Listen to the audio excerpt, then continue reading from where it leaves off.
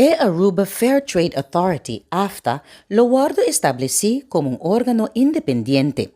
E petición para financiamento na COHO trata solamente el recurso necesario para ejecutar el plan de implementación y el plan de comunicación para el año 2022.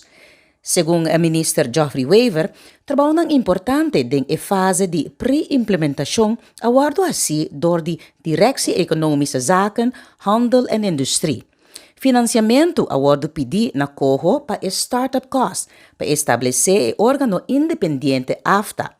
Den un solo via para implementação den año 2022, 620.000 florin arubiano.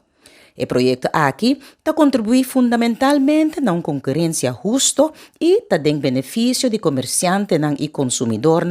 E gasto estrutural para AFTA no momento que entra em vigor na 2023, aguardo pressupostar den o conceito de pressuposto Land Aruba 2023.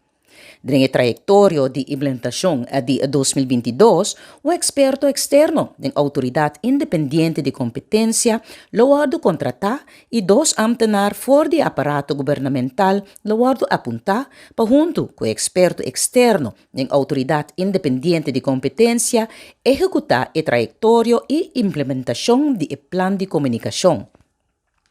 O personal aqui lo haya training de experto externo aqui e nan lo sigue stage também cerca Authority for Consumers and Markets e a Fair Trade Authority Curaçao como parte de nan training.